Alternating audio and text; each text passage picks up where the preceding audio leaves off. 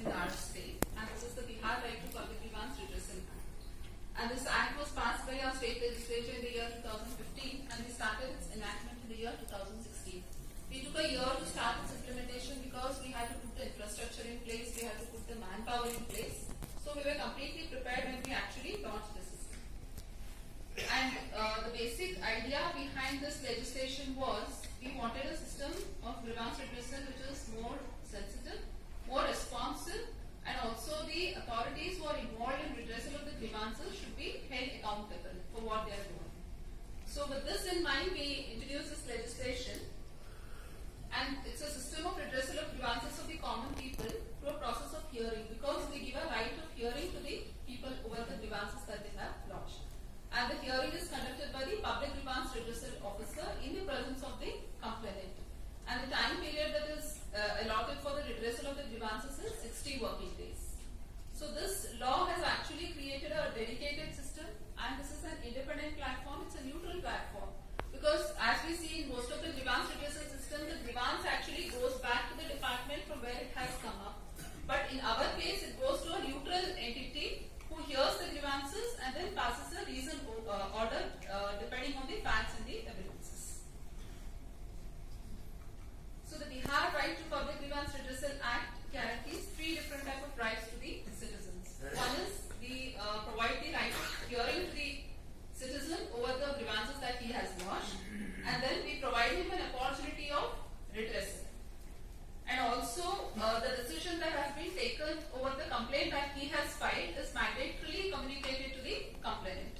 So this system has resulted in a smooth and time-bound redressal of the citizens' grievances. So the important stakeholders in this process are the complainant.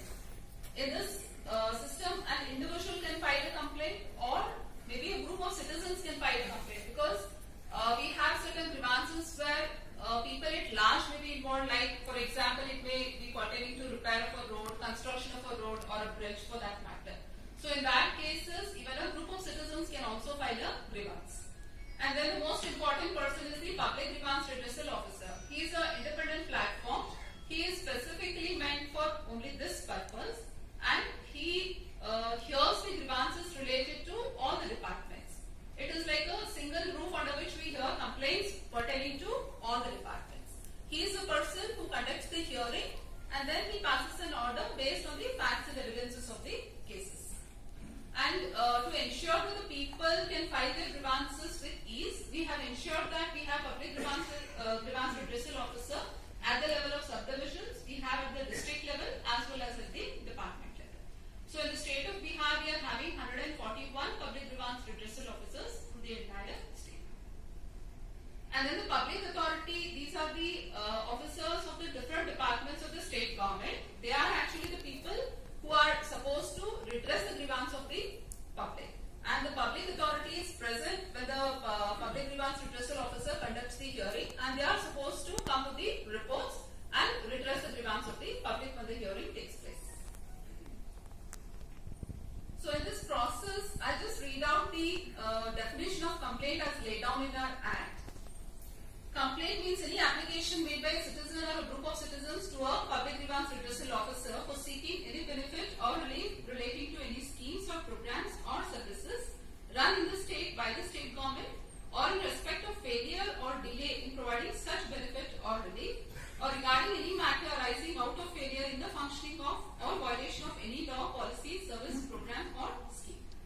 So for the purpose of defining the complaints, the state, this Act, since it covers the entire state and all the 44 departments of the state, every department has come up with a comprehensive list of services under which the complaints can be lodged. So when a person files an online complaint, we have a drop-down menu in which the person can select his department, and once he selects his department, the list of services come in the form of a drop-down menu, and he can easily select the service under which he can file his grievance. Since the Public Grievance Redressal Officer, he hears the complaints irrespective of the department, means he is supposed to hear the complaints of all the departments. So it functions like a one-stop solution. And also, in order to facilitate the filing of complaint by the common people, we have several modes in which the complaint can be filed. We are having offline centers, that is the counters which are set up at the subdivision level, at the district level, and also we have complainant wants, he can go physically and file the complaints at these counters. And at the counters, in order to facilitate the filing of complaint, we have facilitation and information centers where we have operators who help the complainants in filing their complaints. A complaint can be filed through post as well, and we also have an online system through which the complaints can be filed, and this is accessible 24/7. And also there is a toll-free number where the complaints can be lodged. We also have a mobile app and it can be sent through email as well.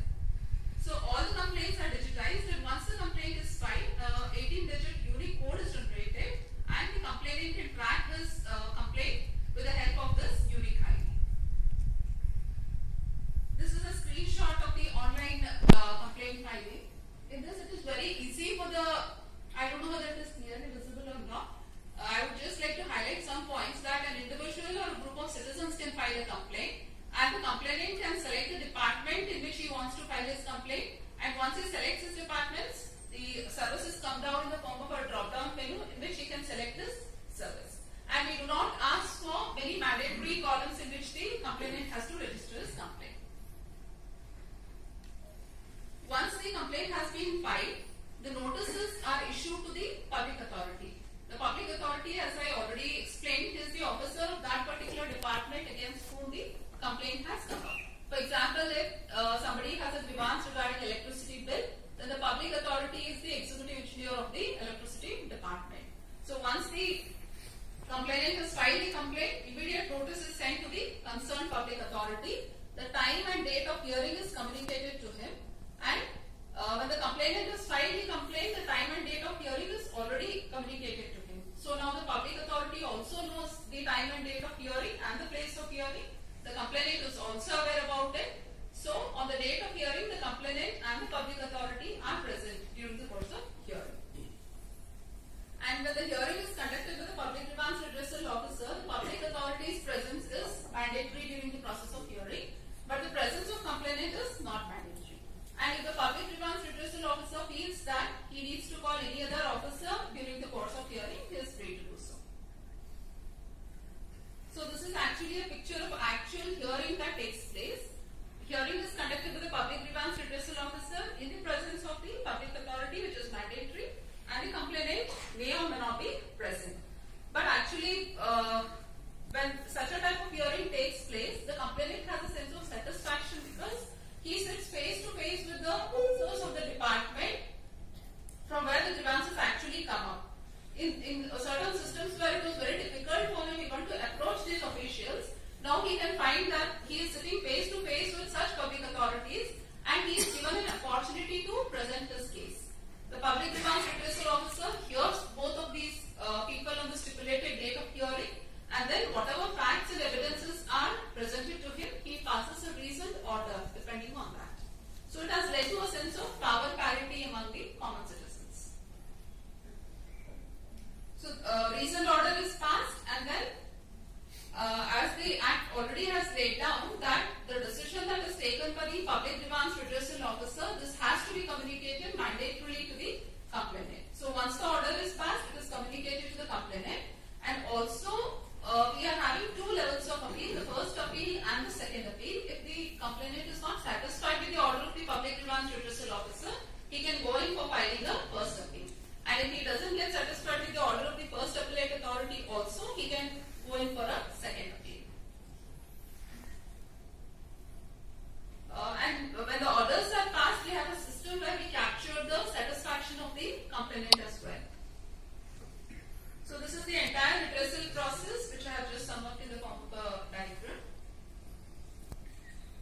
So coming to some of the highlights of the system, the citizens find it very convenient to register their grievances because apart from the online, we also have provided them with offline counters and various modes through which they can file their grievances. And then the system of capturing of complaints is very easy through the drop-down menus. And online, of course, as I said, 24/7 access, so they can file their complaints anywhere, anytime. And also to facilitate the people in the rural areas, we have set up the information from facilitation centers to help them. And it's a no wrong door policy because there are no prerequisites for filing a complaint. All the complaints are entertained and nobody is turned down. It's absolutely free of cost. They don't have to incur any cost to file a grievance. And we have a dedicated quasi-judicial officer, that is the public grievance redressal officer, who is an independent entity who conducts, he is a neutral entity basically. He conducts a hearing and then passes an order. And of course there is a sense of power parity among the citizens because we get to sit with the public authority against whom the complaint has come up. And since we have a legislation for this, the ARIM officials who do not perform or who do not comply with the orders, they are made responsible through way of penalty as well as disciplinary proceedings. And of course we have a system for feedback and satisfaction recording as well. When talking about the performance indicators, till now it is the third year of implementation of this system and more than 6 lakh grievances have been registered till date. 90% of the grievances have been successfully redressed. We have moved from mere disposal to actual redressal of the grievances. And the citizen satisfaction that has been captured show that 90% of the complainants are satisfied with the system. It's totally an end-to-end digitized system. We have entire system which is digitized right from the filing of complaints till the final order being communicated to the complainant.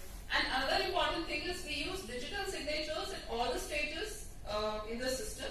And in case of appeals also, we do not call for manual records because we have a system of document repository and we do not absolutely maintain papers in the office for this purpose.